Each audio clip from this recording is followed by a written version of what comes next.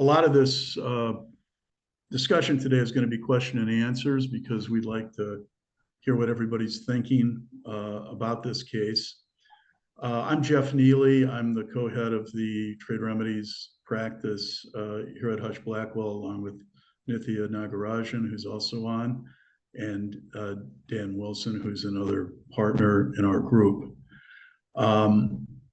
Just starting out by saying that this case is incredibly complicated and confusing, particularly with regard to the scope, as well as the fact, of course, that it has 15 countries in it.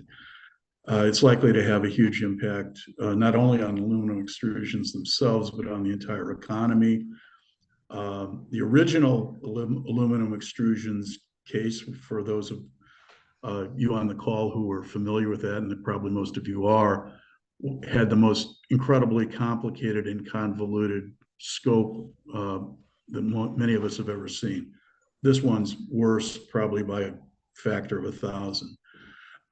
So we're all struggling with this, trying to understand the scope, trying to understand, more importantly, the implications for the businesses of our clients in this. And so today's little talk is really to just lay out for everyone what the state of play is right now from our point of view and what we know and don't know, and to try to provide people with some guidance. Clearly, we can't give legal advice during the course of this general webinar. On the other hand, we welcome both questions during the course of this webinar, but also, more importantly, questions afterwards to us, or if you have your own lawyers or consultants, please feel free to go to them as well, because I'm sure that most people on this call are going to have a lot of questions. Just to introduce the folks who are going to be speaking, Nithya Nagarajan has been doing this sort of work for over 30 years now. She's been with the government, including the U.S. Department of Commerce, and also worked in the U.S. Court of International Trade, has been in private practice for a number of years, and has now been with Husch Blackwell for several years as well, and very knowledgeable person with knowledge and from various sources. Dan Wilson has been doing this work for over 10 years now at various law firms. He's come to us very recently, and we're very glad to have him with us. And he's also had experience all over the world, but particularly in East Asia on anti-dumping and countervailing duty cases, as well as other issues. So I don't want to spend any more time talking about, and I've done this for 40 years and started out at the U.S. International Trade Commission and have worked on CVD and AD cases all over the world, but like Dan, mostly in East Asia. So I don't want to spend any more time talking about us. Let's talk about the case. And we will start out with Nithya given the first few points. Go ahead. Thanks, Jeff. Thanks for the introduction. So as an initial matter, let's talk about the breadth of this case. This case covers imports of aluminum extrusions from 15 countries. Next slide. So, and the most important takeaway from this is these 15 countries are going to have to, and their exporters, the manufacturers in each of these countries, are going to have to participate at two different levels. First, at the ITC to determine the injury aspect of the case, and more importantly, they should be participating at the Department of Commerce, because as you can see from this slide, the alleged margins in the petition range from 28% to 256%, and that's a lot of potential liability. And the best way to navigate this is if the exporters are actively involved in the matter. Next slide, please. So let's talk about why this case is of such import, no pun intended.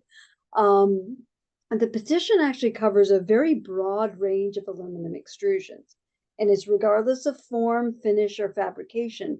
But the key concept is, where is the ingot, the aluminum ingot, actually extruded? And that's going to determine whether or not it falls into scope. The other nuance in the scope of this case is that it includes series 1, 3, and 6, and more importantly, it's also now bringing in series 5 grade aluminum. Though the one thing I want to get across very clearly is I know that in many of you have seen summaries, many of you have actually seen the actual petition. And in that, there's this laundry list of HTS codes. We want to emphasize here that it's the written scope and the written descriptions of that scope that are going to govern, and the HTS numbers are just given there for guidance. So that's kind of a very an important factor to take a look at when you're looking at your own import list, what your products are.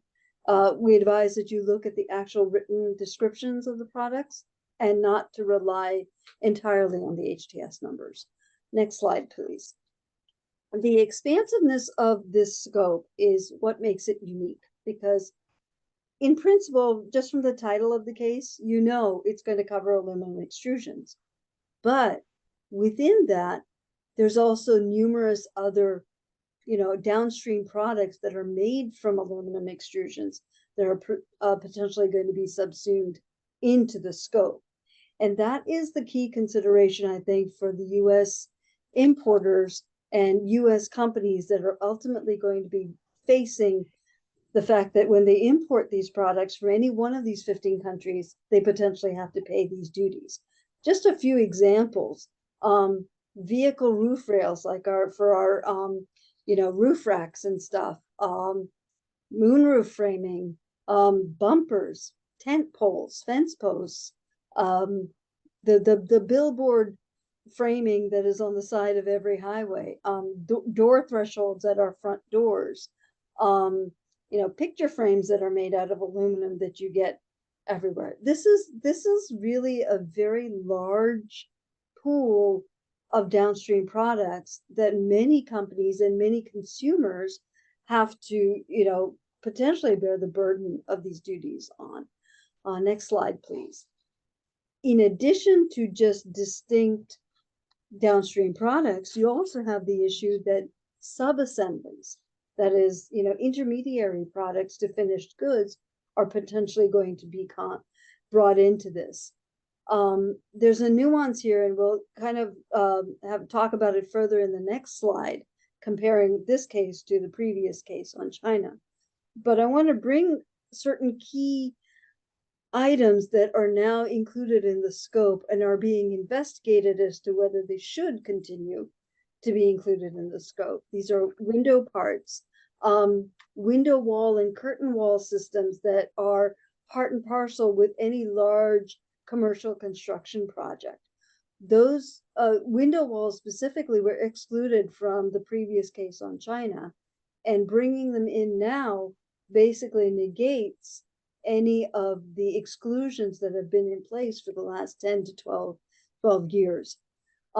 Same is the thin evaporator coils that go into refrigeration and refrigerator systems.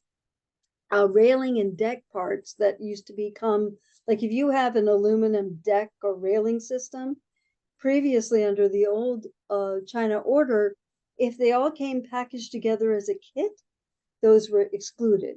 But now they're potentially going to be brought in. Electric vehicle charging stations, as well as solar panel mounting systems and sub-assemblies. So these are just a small kind of, just for discussion points, items that are now potentially going to be subject to additional AD and CVE duties. Next slide, please. And yeah, next slide. So this is kind of a graphical, representation of the different things that we're looking at that are going to be potentially brought within this scope. Next slide. So the other important point of discussion for this scope is, what is the assembled merchandise exception? Now, this nuance is going to be potentially unique to every company, but we want to bring this to everybody's attention because previously, items that were already part of a finished product were not subject. But this assembled merchandise exception kind of blurs the lines between that. And there are concerns about when you're importing a finished good, how do you value the component, aluminum extrusion component of that to then determine whether or not it's subject? How do you describe it such that customs will then know, is it subject to additional duties? Is it not? These are all the issues that we, this is the time period to tease out and, discuss with the agencies, both the ITC and Commerce, to determine, what can or cannot be covered. And with that, I'm going to turn it over to my colleague, or actually, let me finish this. I jumped the gun a little bit. So I've already addressed a lot of these factors in the discussion of the previous slide, but I want to emphasize, everybody might be questioning, okay, why is China included again in this case?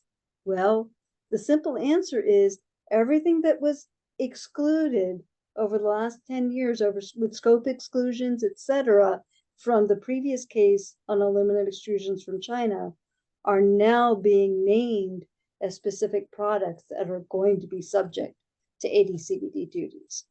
And that's why, China was once again named in this new petition.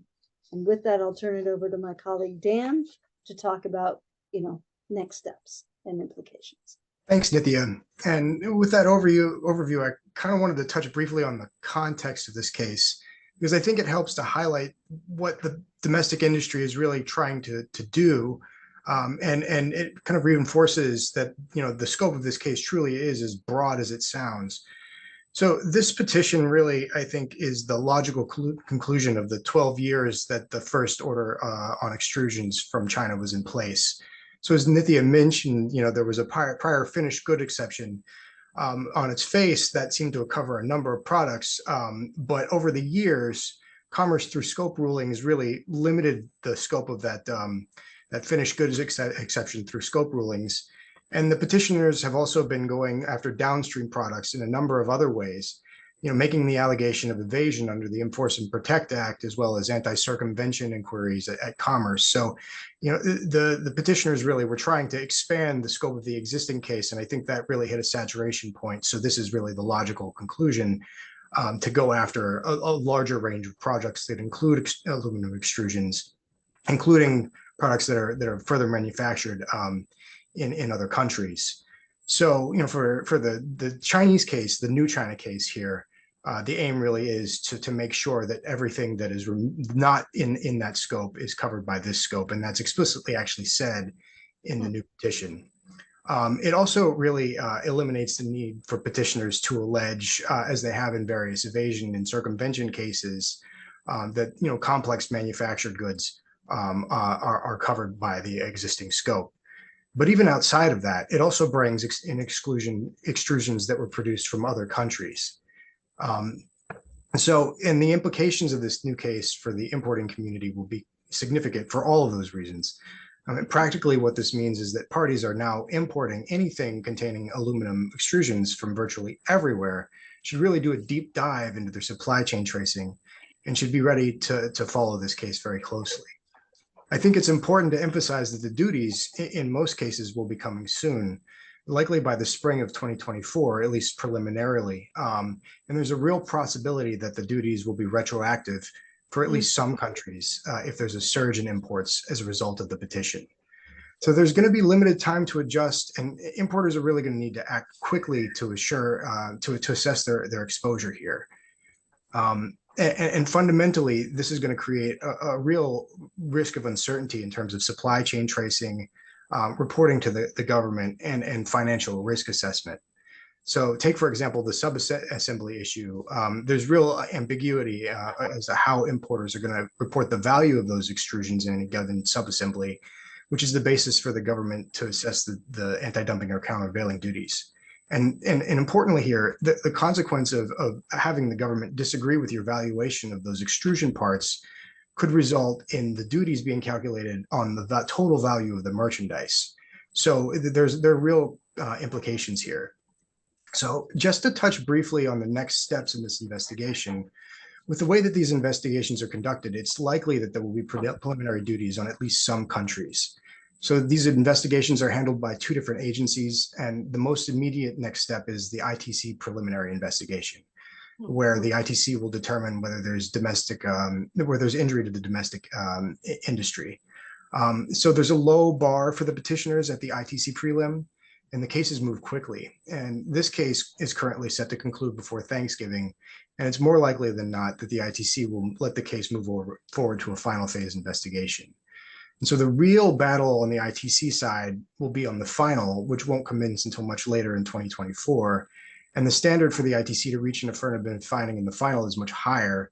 And there'll be more opportunity for those to oppose the petition to build the record. But it's important to emphasize that getting a handle on what's going on right now is essential, even though the preliminary ITC phase moves very quickly. But if we've outlined before, and as this slide sort of discussed, the commerce proceedings are moving on in parallel. And so it's also important to realize that a preliminary determination at the commerce level will result in duty deposits. And it could be if the petitioners allege that critical circumstances exist as a result of a surge in imports after the petition was filed. Those duties could be retroactive prior to the date of the preliminary determination. So it's important to really take a look at what your potential exposure might be right now. Look very hard at the scope, look very hard at your suppliers, and really follow this case closely. So in the interest of brevity, we're not really getting into the weeds here, but we hope that you all have come away with an understanding of this massive case and its potential implications. And we'd be glad to discuss any questions you might have that don't go into any confidential information. And of course, we'd be glad to talk with you online. And I guess with that, we'll open it up to Q&A.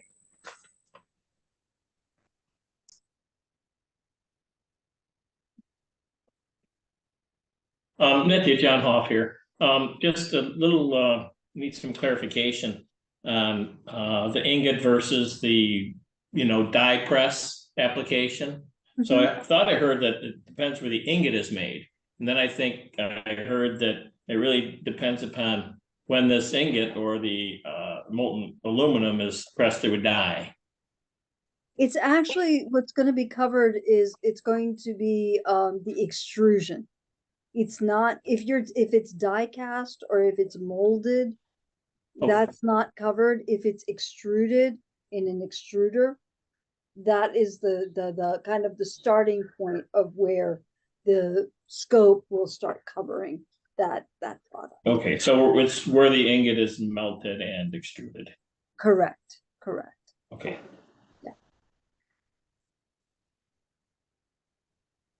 Yeah, I'd like to encourage everybody to just ask the questions because that's why we're making ourselves available. So yeah, well, one thing I'll just put in while people are thinking about questions is, and I think everybody has this on their mind, how are they going to administer this case? It is a nightmare. It is, I don't know exactly how, given the number of products that could be covered, mostly the downstream products, not just the extrusions themselves. How does the International Trade Commission assess injury under those conditions?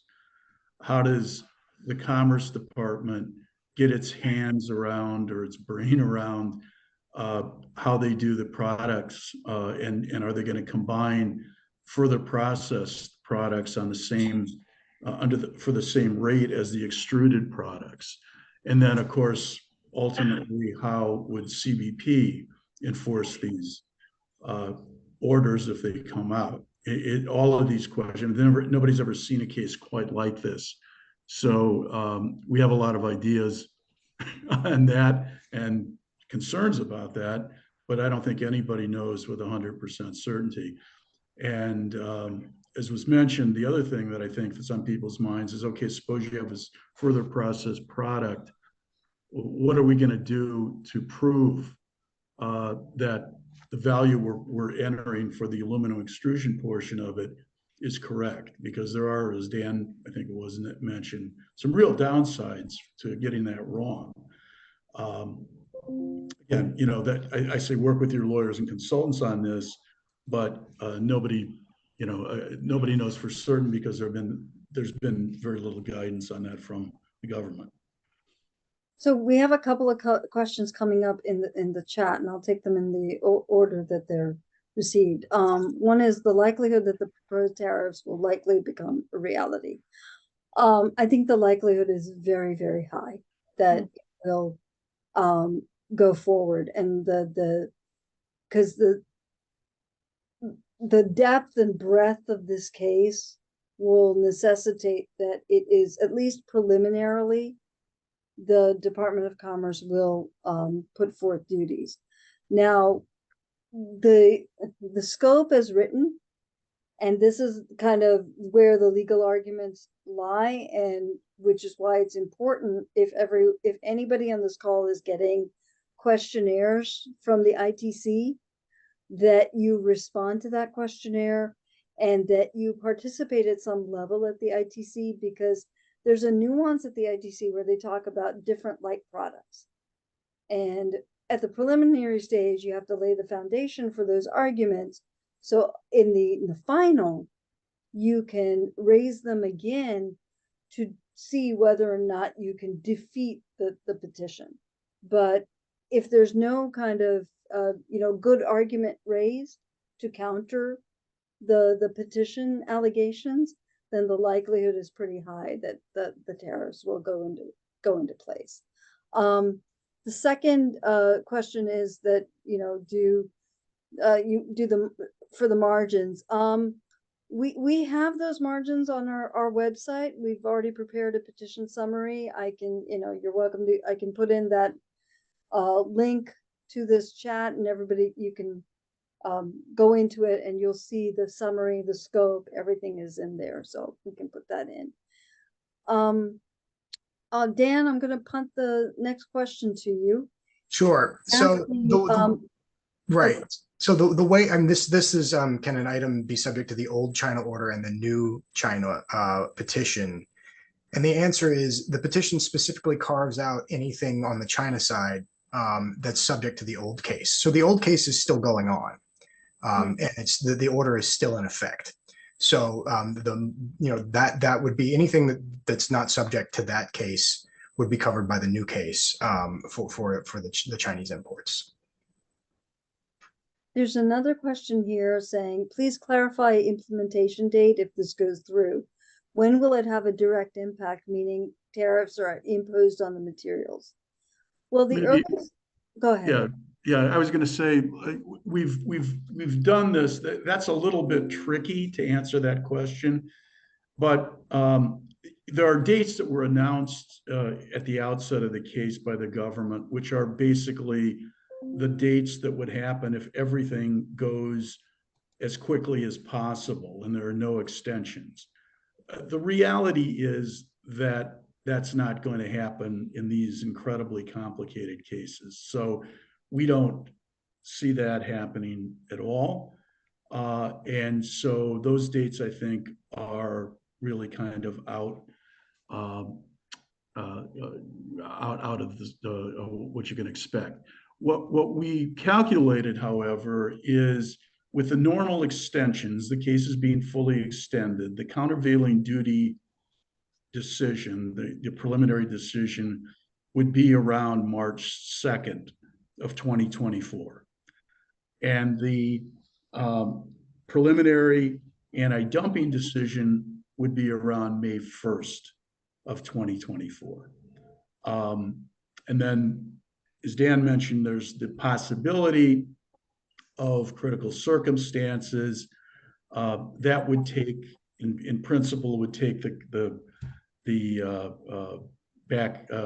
duties back 90 days before those dates that I just mentioned. Again, the critical dates, I think, where you're going to know, you have a much better sense of what's going on, March 2nd and May 1st. And it's important, just to jump in there for a second, it's important to realize that each country is going to be treated differently because some countries have a CVD allegation and others don't. And some producers are going to have different margins than other producers based on the way that the margins are calculated at the Department of Commerce. So it really is case specific, and it's really supplier specific, which can create a real headache if you have a diverse supply chain. So it's important to follow that. And then another point is when the prelim duties do go in effect, it's important to know that those are just deposit rates. So you'll have to put down that cash at that time, but those rates could go up or down, and it won't be for a while, quite a while, over a year before those final assessment rates are made, and perhaps even longer if there's litigation. So this can really tie up entries and tie up financial situations for a company for quite some time. So there's other questions coming in through on the chat. So the next question is, what is the date at which duties could be retroactively applied, and what about products and production already produced en route?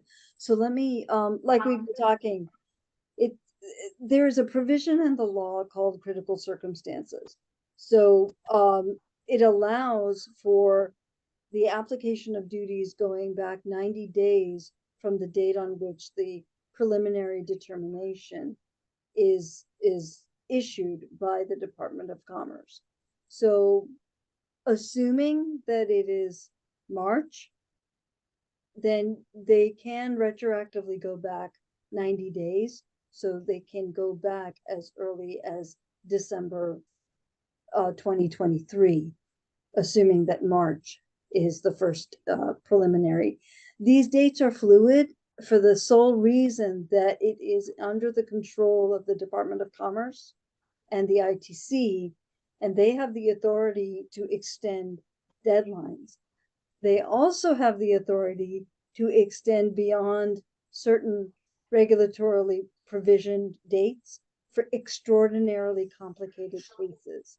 And in this one, just as an outset, it is extraordinarily complicated. So a lot of these dates are fluid in the infancy stages, and it will play out more as we move further down in the next 45, 50 days. We'll get more clarity from the agencies.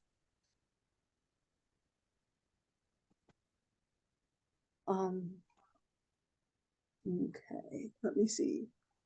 There is, when will an extensive list of items affected be available? That will play out throughout the course of this investigation, and parties will have the opportunity to comment on the scope of the investigation within 20 to 25 days after the Department of Commerce initiates the case. We would recommend that you sign up for our alerts, because the day that the initiation goes out, we will be posting, so you'll have the count, and we'll set those deadlines, because it goes off of a publication in the Federal Register, etc. I see a question on the any idea of how many entries will be impacted? Very good question. I don't think anybody has their hands around that yet. We hear of more products every day is all I can tell you. And it's going to be a lot, things that I never really expected or thought of before as being part of this case. I mean, let's say you have a tent, the tent poles are made of extruded aluminum, like suddenly they're covered. Nothing, you wouldn't expect that to be in an extruded aluminum case, but looks like it is. And there's a lot of products like that. So it's almost, to get our hands around that at this point is incredibly difficult, I would say. And just to piggyback on that, I think it's important, the question asked if there was a specific list that would be coming out. There won't ever be a definitive list of what will be covered by this case. It's going to be up to the individual importers to actually read the scope and make the call as to whether or not it's subject. And if there's a close call there, you probably be well advised to seek a scope ruling from Commerce, or at least do a very, very careful analysis of the scope language, which we noted during the presentation is quite ambiguous. So this scope in particular is difficult because it's very difficult to fully understand exactly what is covered just based on the language of it. And I see a thing on the 90-day retroactivity. That's based on the date of entry into customs in the United States. So if it's on the water, it doesn't make it, it's got to be in before the 90 days to be absolutely clear and safe.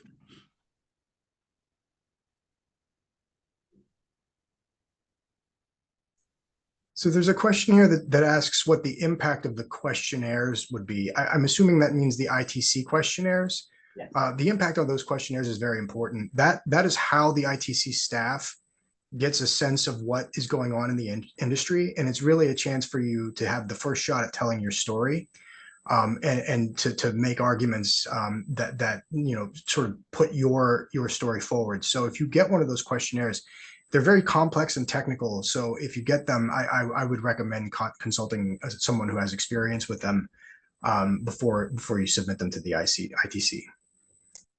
There's another question on retroactivity and the critical circumstances that probably should be touched on. We did a little bit, but a little bit more on that. So you've got two agencies that have to make a decision on critical circumstances. The first is the Commerce Department has to make a decision basically that there's a surge in imports. And the surge is usually from, say, 4 months before the case was filed to 4 months after. If it's more than 15% in volume, then you've got a surge. Okay, they do that. They make that finding in many cases, not all, and it's done on a company by company basis. Okay, so that's the first decision. And it could well be that the Commerce Department makes that decision on a preliminary basis, makes it on a final basis. But those retroactive duties do not go into effect unless the U.S. International Trade Commission makes a determination that that surge has undermined the effectiveness of the dumping order. And the ITC going affirmative on that issue is, I would say, rare. Actually, I would say it's very rare. It does happen. It's happened more recently. So you need to really think about your risk exposure and the possibility of that happening. And it's, the risks are far from zero, but they're not extraordinarily high either.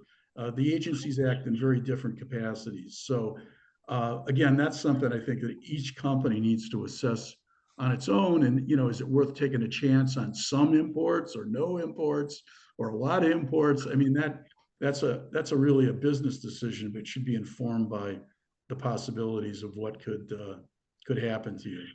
Yeah, there's another question on if the extrusions occurred in a country outside of the 15 mentioned, would it be excluded? That's going to be a case-by-case determination because it's going to delve into where was the material extruded, where was it further processed, what constitutes extrusion.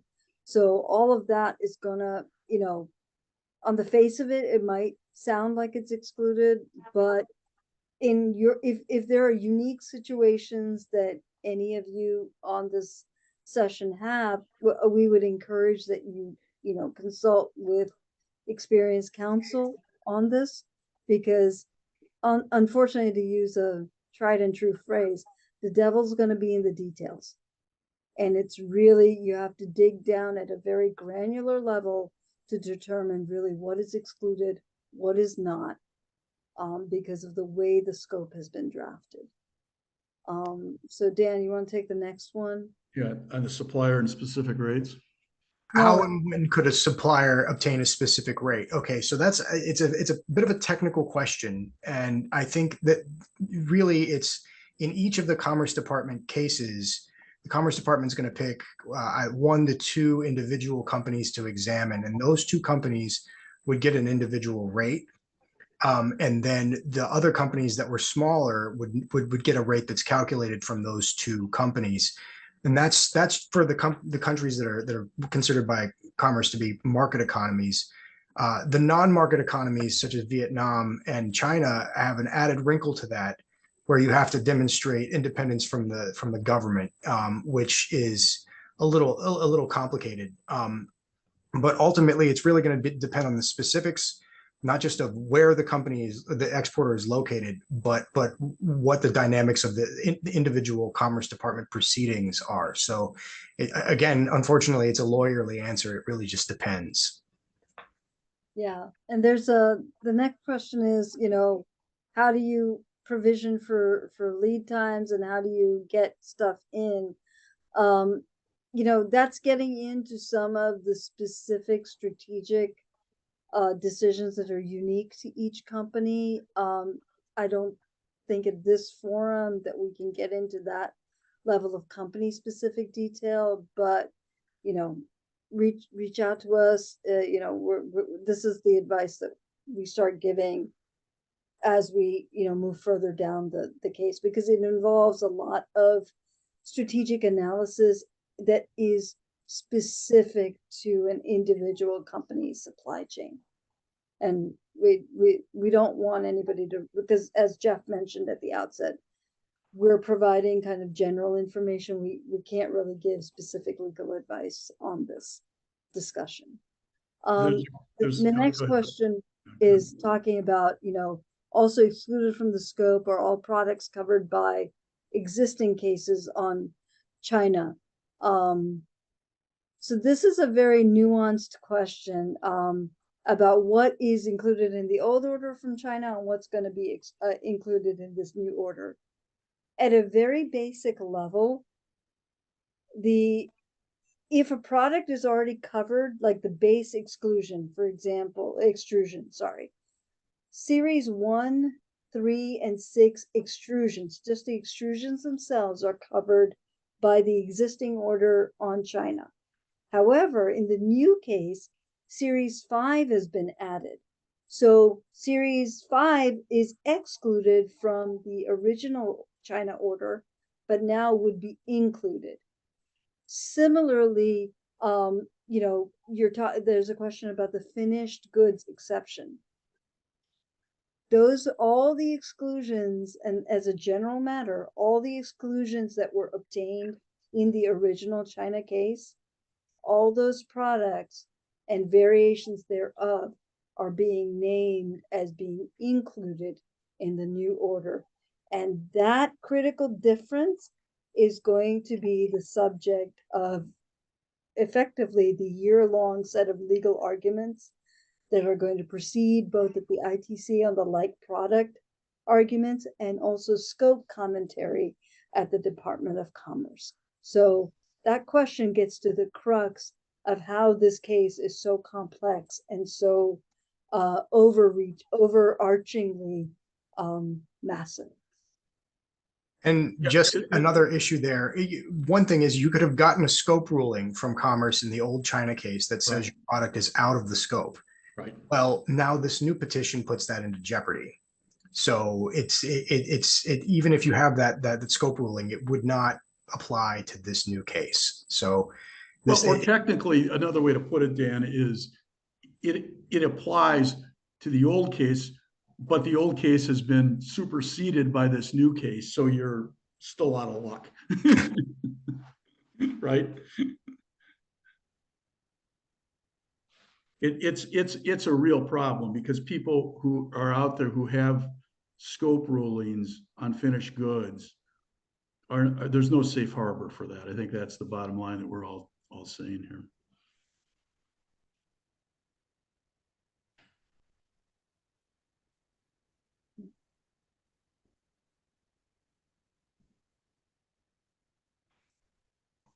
Any other questions?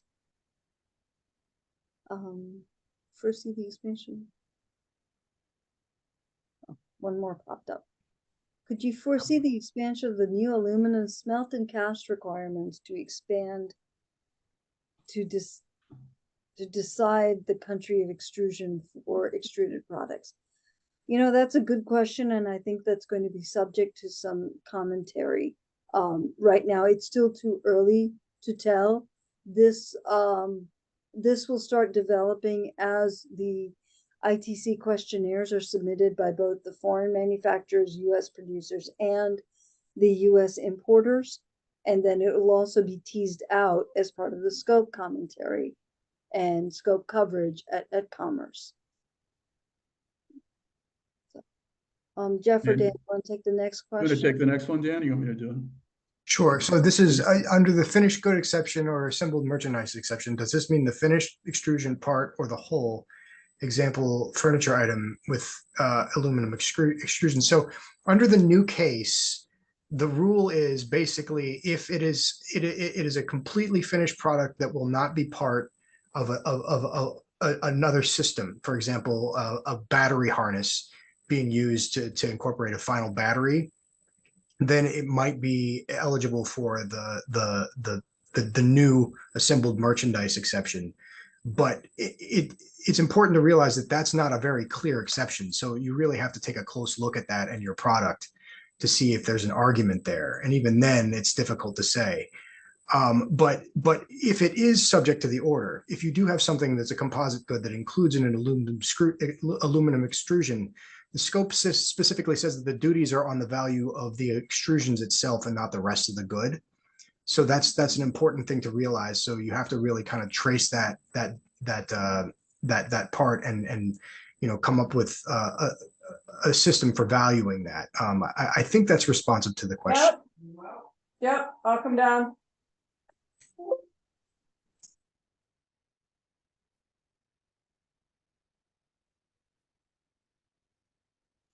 If that's not what you were asking, please let me know if you need any further clarification on there. But I think the point is whether or not it's subject to the exclusion or whether or not, if it is in the scope, how you value it, I think is what you're trying to get there. Dan, do you want to move to the next slide so that people have our contact information? Yeah. So, if there are no other questions, and I'm not seeing anything populate in over the course of the last couple of minutes, I had one more question that got overlooked on top there. Sure. Let's say we're machining custom components out of aluminum bar stock. So it's a Okay. machine component out of a standard aluminum piece of bar stock. That fall within this. John, that's going to be a very specific question that I think we have to address offline, because it's specific to you, and we're trying to really just not get into company specific information here, and we'd have to examine it, and things like that are going to be a case by case. Yeah, it's probably a pretty general question. No, but what I'm afraid is it's the scope is still in flux. So I think it's something that we should discuss offline, because I don't have the ability to answer that right now. Okay, thanks.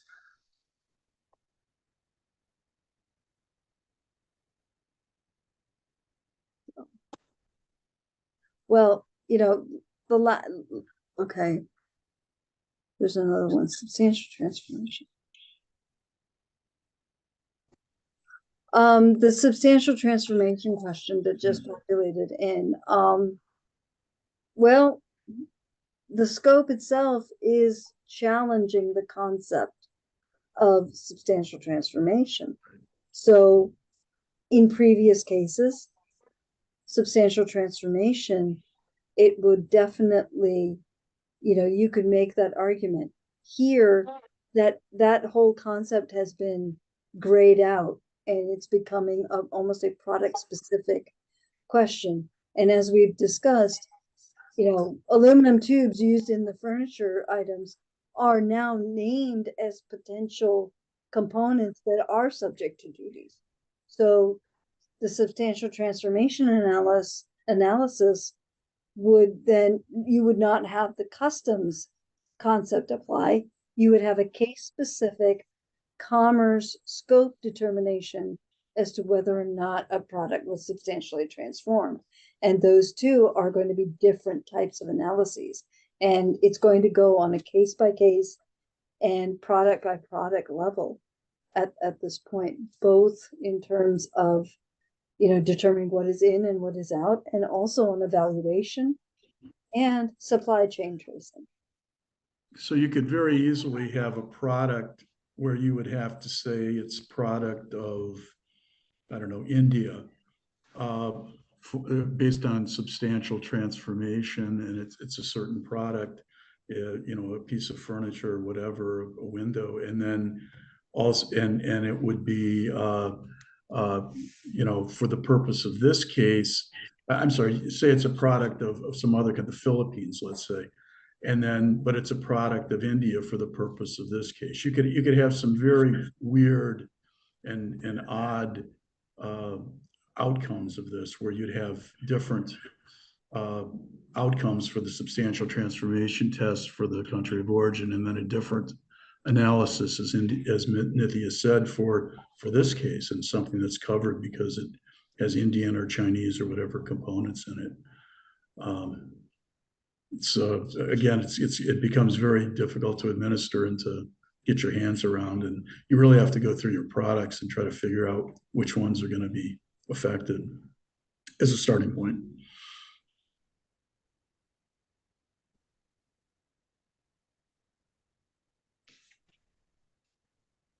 So I think, yeah, unless,